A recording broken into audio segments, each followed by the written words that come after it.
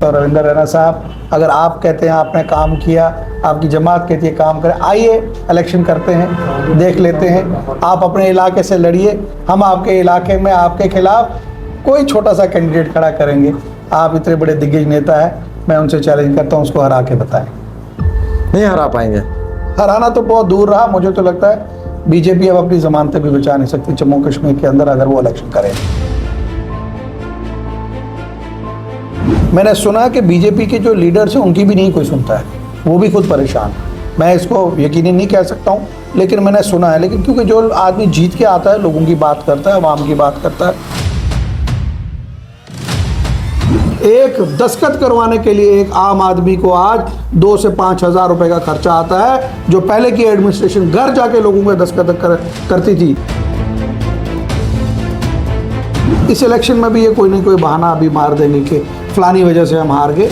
मैं आपको ग्राउंड की रियलिटीज़ बता रहा हूँ। वो खिता पीर पंजाल हो, जम्मू हो, वो चनाब खिता हो, या कश्मीर हो, या लद्दाख हो, यहाँ कहीं भी बीजेपी की अब बात चलने वाली नहीं है। और अब जो सिनेरियो मुझे दिख रहा है पूरे के पूरे भारतवर्ष में, वहाँ पे बीजेपी का जो है वो सफाया होने वाला है। एक जो फॉर्मर डिप्टी चीफ मिनिस्टर है, उसके घर के बाहर लोग धरना कर रहे हैं, और जब उनको कोई बात नहीं सूझती है वो कहते हैं ये नेशनल कॉन्फ्रेंस के आदमी हैं। क्या नेशनल कॉन्फ्रेंस इतनी मजबूत है कि बीजेपी के नेता अपने घर से निकलने से भी बाहर डर रहे हैं? मुझे बीजेपी की समझ नहीं आती है कि वो अपोजिशन से क्यों डरते हैं। आज गवर्नमेंट में वो है, वो लोगों को मुतमईन करें, वो लोगों के काम करें, ताकि लोग आए ना वहाँ पे, लोग उनके खिलाफ बात ही ना करें। 370 के बाद पहला इलेक्शन हुआ लद्दाख के अंदर, और लद्दाख की आवाम ने भरपूर ताउन किया है इंडिया अलायंस के साथ। ये साबित होता है कि लद्दाख के लोग चाहते हैं कि वहां पे सरकार कांग्रेस और नेशनल कॉन्फ्रेंस बनाए। शायद लद्दाख के लोग बीजेपी की जमात के फैसलों से खुश नहीं है, इसीलिए उन लोगों ने जो है वो जमकर बीजेपी के खिलाफ अपने एहतजाज भी दिखाए कई बारी। और आज सबसे बड़ी बात यह है कि उन्होंने बीजेपी को लद्दाख से बाहर का रास्ता दिखा दिया है। ये 370 के बाद पहला इलेक्शन है, और आप यहां से साबित कर सकते हैं कि जम्मू कश्मीर में अगर कल इलेक्शंस होंगे तो क्या होगा। हमारे साथ बातचीत करने के लिए नेशनल कॉन्फ्रेंस के सीनियर लीडर एजाज अहमद जान साहब हैं। हम इनसे समझने की कोशिश करेंगे कि लद्दाख की जीत को ये कैसे देखते हैं, और जम्मू कश्मीर के करंट सिचुएशन और यहाँ के इलेक्शंस को कैसे देखते हैं। बहुत बहुत शुक्रिया जान साहब वक्त देने के लिए। लद्दाख में पहला इलेक्शन हुआ 370 के बाद, बीजेपी को क्लीन स्वीप किया और बाहर का रास्ता दिखा दिया, एग्जिट पॉइंट से बाहर निकाल दिया। 2 सीटें ली हैं बड़ी मुश्किल के साथ। अलायंस ने भरपूर तरीके से अच्छी कारकर्दगी का मुजाहरा किया है। क्या समझते हैं कल जम्मू कश्मीर में अगर इलेक्शंस होंगे तो क्या होगा? देखिए आमिर, सबसे पहले मैं ये आपको बताऊं कि जो 370-35 से स्टेट को जो डिग्रेड किया गया, वो बीजेपी की एक सोची समझी एक चाल थी, जिसे वो पूरे इंडिया में एक गलत मैसेज देना चाहते थे कि जम्मू कश्मीर में तरक्की जो है वो रुकी हुई है, जम्मू कश्मीर की डेवलपमेंट जो रुकी है, और जम्मू कश्मीर की जो सियासी जमातें हैं उन्होंने ऑन ग्राउंड मौके पे जो है लोगों की तरक्की नहीं की है। हमने हमेशा बात की, जब से 370 टूटा, 35 से टूटा, रियासत को डिग्रेड किया गया। आप देखिए आज पूरे के पूरे जम्मू कश्मीर के अंदर जो है नौजवान, खास करके मैं बात करूँगा, पढ़ा लिखा नौजवान जो है वो नौकरी नहीं उसको मिल रही है, उसको रोज़गार नहीं मिल रहा है, मज़दूर तबके को भी रोज़गार नहीं मिल रहा है, जो हमारे कॉन्ट्रैक्टर्स हैं उनको काम नहीं मिल रहे हैं, जो हमारे यहाँ के गवर्नमेंट के एम्प्लॉयज़ हैं वो भी आज परेशान हैं, उनको भी हरास किया जा रहा है। और कुल मिला के अगर आप देखेंगे पूरी की पूरी रियासत का जो धर्म, मैं क्यों कहूँगा कि भरम धर्म कर दिया हुआ पूरी। सर अगर कल को इलेक्शंस जम्मू कश्मीर में होते हैं तो आप क्या महसूस करते हैं, जम्मू कश्मीर में क्या सिनेरियो रहेगा इलेक्शंस को लेकर? क्या यहाँ पे भी बीजेपी की ये हालत होगी जो लद्दाख में हुई है? देखिए लद्दाख एक डोर था, एक रास्ता था। आप देखिए लद्दाख के अंदर उमर अब्दुल्ला साहब 1 दिन के लिए गए। अगर 1 दिन की कैंपेन से बीजेपी 2 सीटों पे आती है, मतलब ना के बराबर आती है। अगर सोचिए कि अगर नेशनल कॉन्फ्रेंस कैंपेन करे और जम्मू कश्मीर के लोगों को अपना वोट, अपना हक, अपनी बात करने की राय रखने के लिए मरकज़ी सरकार अगर इलेक्शन में आती है, मैं आपको यकीन से दिलाना चाहता हूं कि बीजेपी का कंप्लीट वाइप आउट होगा जम्मू कश्मीर से, कंप्लीट। जो उनकी गढ़ सीटें हैं, मैं कहूँगा जो उनके 25 नुमाइंदे पिछले असेंबली में जीत के यहाँ पे आए, आज जिन इलाकों को वो रिप्रेजेंट करते हैं उन वहाँ के इलाके के लोग रो रहे हैं। उनकी हर काम में उनको परेशानी और पूरी की पूरी रियासत में इस टाइम मुश्किल। सर ये भी कहती है बीजेपी की 50 के पार है, मुख्यमंत्री उनका है, चीफ मिनिस्टर उनका है। कई बारी त्रिकुटा नगर दफ्तर से ऐलान हुए हैं।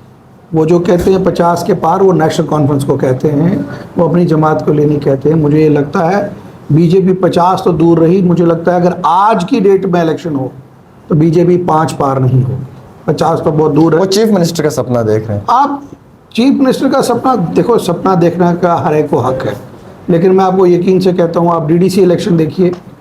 डीडीसी इलेक्शन जब ये हारे तो इन्होंने सारी बात 2-3 गवर्नमेंट एम्प्लॉयज़ पे डाल दी। क्या गवर्नमेंट एम्प्लॉय किसी को इलेक्शन जिता सकता है? और उन एम्प्लॉयज़ को उठाया यहाँ से, किसी को लद्दाख फेंका, किसी को ऑफिस में अटैच कर दिया, अपना ये फेस सेव कर रहे हैं। इस इलेक्शन में भी ये कोई ना कोई बहाना अभी मार देंगे कि फलानी वजह से हम हार गए। मैं आपको ग्राउंड की रियलिटीज़ बता रहा हूँ, वो खिता पीर पंजाल हो, जम्मू हो, वो चनाब खिता हो, या कश्मीर हो, या लद्दाख हो, यहाँ कहीं भी बीजेपी की अब बात चलने वाली नहीं है। और अब जो सिनेरियो मुझे दिख रहा है पूरे के पूरे भारतवर्ष में, वहाँ पे बीजेपी का जो है वो सफाया होने वाला। सर ये इलेक्शंस नहीं करवा रहे हैं, क्यों नहीं करवा रहे हैं? क्या महसूस करते हैं एज अपोजिशन लीडर आप? इलेक्शन इंसान 2 ही सूरतों में करता है, नहीं करता है। पहली सूरत यह जब इंसान को ये डर होता है कि मैं अगर इलेक्शन करूं तो हम जीतेंगे नहीं। हमारे एलजी साहब ने कहा 80% लोग इलेक्शन नहीं चाहते हैं। मैं बड़ा हैरान हूँ कौन लोग हैं जो उनको ये फीडबैक दे रहे हैं। देखो मैं एलजी साहब पे नहीं कहूँगा, लेकिन उनको मैं ये ज़रूर आपके मीडिया के हवाले से कहूँगा कि जो लोग आपको फीडबैक दे रहे हैं वो गलत लोग हैं। वो अपनी प्राइस पोस्टिंगें चाहते हैं, आपसे पोस्टिंगें ले रहे हैं और आपको गलत फीडबैक दे रहे हैं। जम्मू कश्मीर के लोग परेशान हैं, मुश्किलात में हैं, उनके काम कीजिए, उनके लोगों के डोर स्टेप तक पहुँचिए, ना कि आप दफ्तर में बैठ के एक वीडियो कॉन्फ्रेंस में मीटिंग करते हैं जिसमें डिस्ट्रिक्ट हेड्स को मिलाते हैं। और मैं ये आपके मीडिया के हवाले से कहना चाहूँगा एलजी साहब से कि आप अपनी वीडियो कॉन्फ्रेंस फ़ौरन बंद कर दीजिए, क्योंकि जिस दिन आप अपनी वीडियो कॉन्फ्रेंस करते हैं 2 से 3 दिन डिस्ट्रिक्ट की एडमिनिस्ट्रेशन जो है कोई काम नहीं करती है और कहती है हमारी 3 दिन के बाद वीडियो कॉन्फ्रेंस गवर्नर साहब के साथ है।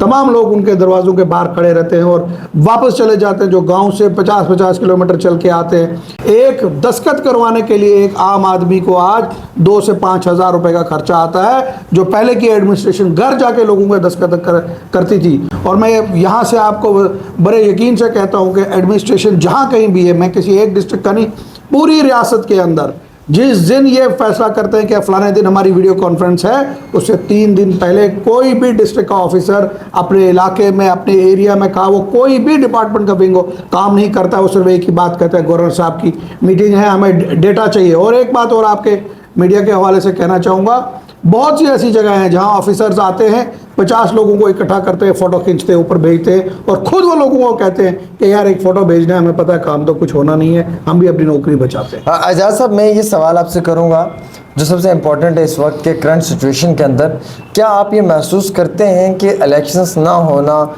इलेक्शंस के लिए खुद ब खुद ही कह देना कि हम तैयार हैं, लेकिन वहीं दूसरी तरफ एडमिनिस्ट्रेशन का ना करवाना, ये बीजेपी को खौफ है, डर है कि वो हार सकते हैं ये इलेक्शंस, या फिर उन्हें लगता है कि वो ग्राउंड पे इतने मजबूत नहीं है, स्मार्ट मीटर, प्रॉपर्टी टैक्स, बिजली का बिल, ये सब मुद्दे कल को उनके लिए परेशानी खड़ी कर सकते हैं?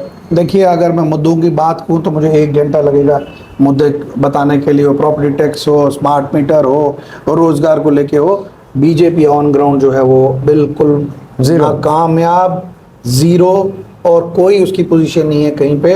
मैं आपको एक छोटी सी मिसाल देता हूँ। इन्होंने एक छोटी सी बात चलाई कि हम म्यूनसिपलिटी के इलेक्शन करने जा रहा हूँ। मैं आपको कह रहा हूँ, मुझे बीजेपी के कुछ लोग टेलीफोन करते हैं कि जनाब हमें आप अपनी पार्टी का मैंडेट दे दीजिए, हम आपके मैंडेट पे लड़ेंगे। कुछ लोग ये कहते हैं कि जनाब अगर आप मैंडेट नहीं देते हम इंडिपेंडेंट खड़े होंगे, आप काइंडली हमारी वहाँ पे हमें देखेंगे। मैंने एक ही बात रखी है, मैंने कहा इस बार का जो इलेक्शन है जिसमें कायदे सानी डॉक्टर फारूक अब्दुल्ला साहब और उमर साहब ने एक ही बात कही है कि हमारा कैंडिडेट जो भी होगा वो जीते या ना जीते, हम ईमानदार कैंडिडेट खड़ा करेंगे। हम उस कैंडिडेट को खड़ा करेंगे जो कल किसी के पैसे के लेके ना बिक जाए, किसी को लेके ना बिके। जिसकी एक ताज़ी मिसाल आपको पुंछ की म्यूनसिपलिटी बताता हूँ, पुंछ के बाकी एरियाज़ बताता हूँ। जम्मू कश्मीर के अंदर बहुत सी ऐसी मिसालें हैं जहाँ पे ऐसे ऐसे ईमानदार लोग हैं जिनको बहुत लालचें दी गई, लेकिन लालचें नहीं गई। अच्छा, रविंद्र राणा जी ये कहते हैं धरना दे रहे हैं, वो कहते हैं धरना नहीं, ये धमकी है, धमकी है साहब, और हम इस धमकी से नहीं डरेंगे। मुझे बीजेपी की समझ नहीं आती है कि वो अपोजिशन से क्यों डरते हैं। आज गवर्नमेंट में वो है, वो लोगों को मुतमईन करें, वो लोगों के काम करें ताकि लोग आए ना वहाँ पे, लोग उनके खिलाफ बात ही ना करें। धमका वो रहे हैं, लोगों को मुश्किलात में डाल रहे हैं, परेशानियों में डाल रहे हैं, लोगों को डरा रहे हैं। रविंदर राणा साहब पीर पंजाल से हैं, मैं भी पीर पंजाल से हूँ। मैं उनसे ये गुजारिश करता हूँ, रविंदर राणा साहब, अगर आप कहते हैं आपने काम किया, आपकी जमात कहती है काम करें, आइए इलेक्शन करते हैं, देख लेते हैं। आप अपने इलाके से लड़िए, हम आपके इलाके में आपके खिलाफ कोई छोटा सा कैंडिडेट खड़ा करेंगे। आप इतने बड़े दिग्गज नेता हैं, मैं उनसे चैलेंज करता हूँ, उसको हरा के बताएं। नहीं हरा पाएंगे। हराना तो बहुत दूर रहा, मुझे तो लगता है बीजेपी अब अपनी जमानतें भी बचा नहीं सकती जम्मू कश्मीर के अंदर अगर वो इलेक्शन करें। सर सब कह रहे हैं जमानतें नहीं बचा सकती, सारे नेता लोग ये कह रहे हैं, हो क्या रहा है जम्मू कश्मीर में? कुछ नहीं हो रहा है, तमाम पॉलिसियां जो है लोगों के खिलाफ की जा रही है। और मैं यह बताऊं, कुछ हद तक जो मैंने सुना है, मैं उस पर गारंटी नहीं लेता, मैंने सुना है कि बीजेपी के जो लीडर्स हैं उनकी भी नहीं कोई सुनता है, वो भी खुद परेशान है। मैं इसको यकीनी नहीं कह सकता हूँ, लेकिन मैंने सुना है। लेकिन क्योंकि जो आदमी जीत के आता है, लोगों की बात करता है, आवाम की बात करता है। टोल प्लाजा को देखिए आप, लेके क्या हुआ, किस कदर मुश्किलात आई। एक जो फॉर्मर डिप्टी चीफ मिनिस्टर है, उसके घर के बाहर लोग धरना कर रहे हैं, और जब उनको कोई बात नहीं सूझती है वो कहते हैं ये नेशनल कॉन्फ्रेंस के आदमी है। क्या नेशनल कॉन्फ्रेंस इतनी मजबूत है कि बीजेपी के नेता अपने घर से निकलने से भी बाहर डर रहे हैं? उधर से तो कह रहे हैं और हमें सवाल पूछे जा रहे हैं, जबकि गवर्नमेंट को जवाब देना चाहिए। पिछले 2014 के बाद इस रियासत में जो हिंदुस्तान की जमहूरियत है, जो डेमोक्रेसी है, उसका गला घोटा गया है। और 2014 से लेकर इस वक्त तक जम्मू कश्मीर के अंदर जो हिंदुस्तान की एक खासियत है, खूबी है, जो पूरी दुनिया कहती है कि दुनिया की सबसे बड़े डेमोक्रेटिक कंट्री जो है, जिसमें डेमोक्रेसी है, हर इंसान को बात करने की वहाँ पे है। मैं फिर आपके चैनल से भी अपील करता हूं कि जम्मू कश्मीर में जल्द से जल्द जो है वो इलेक्शन कराया जाए। बहुत शुक्रिया। 370 और 35A खास करके कहूँगा, और जम्मू का जो खसूसी हक है वो वापस दिया जाए। ये जो स्मार्ट मीटर है, स्मार्ट मीटर को लेके चलो मेरे भाई, लाइट आए या ना आए, स्मार्ट मीटर चल रहा है, उसको भी देखने की ज़रूरत है। स्मार्ट मीटर को देखने की ज़रूरत है, प्रॉपर्टी टैक्स को देखने की ज़रूरत है, और बाकी जो रोज़गार नौजवानों का है उसको देखने की ज़रूरत है। बाहर से बिज़नेस होल्डर्स यहाँ पे आ रहे हैं। जम्मू के अंदर आप देखिए, रघुनाथ बाज़ार में बिज़नेस की क्या हाल है, गांधीनगर में बिज़नेस की क्या हाल है, मैं समझ सकता हूँ। अब हमारे रजौरी पुंछ के अंदर बिज़नेस का क्या हाल है। तो जम्मू कश्मीर के लोगों को जो है एक ज़रूरत है, उनको साथ देने की ज़रूरत है।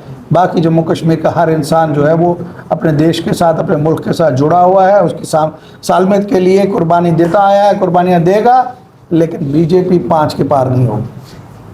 एजाज जान साहब का कहना है कि बीजेपी 5 के पार नहीं होगी। रविंदर राणा जी कहते हैं कि धमकी ना तो साहब हम नहीं डरते, कल 10 तारीख है, हम देख लेंगे कि कितने सारे जम्मू के आम शहरी आपका साथ देंगे, ये उनका कहना है। बात की शुरुआत जो है वो करगिल से हुई है, और करगिल के इन इलेक्शंस के अंदर बीजेपी की बहुत बुरी शिकस्त हुई है। एग्जिट पॉइंट उनको दिखाया है, एग्जिट से भी एग्जिट का रास्ता उन्हें दिखा दिया है, और शायद अब जम्मू कश्मीर के इलेक्शंस में भी कहीं यही हाल ना हो जाए उनका। इस चीज़ को लेकर शायद सरकार के कुछ बड़े फैसले भी आते दिनों में हो सकते हैं जम्मू कश्मीर कैडर के अंदर, यकीनन तौर के ऊपर ऐसी इत्तला भी हमें मिल रही है। फिलहाल के तौर के ऊपर हम यही कह सकते हैं कि इन इलेक्शंस के बाद नेशनल कॉन्फ्रेंस काफ़ी मजबूत हुई है। इंडिया अलायंस को ये महसूस हो रहा है कि उनकी जीत बहुत जल्द इतिहास के पन्नों पर भी लिखी जाएगी। खास रिपोर्ट आमिर सुहेल के साथ, daily Taskeen, Aamir Sohail officially Facebook page पे।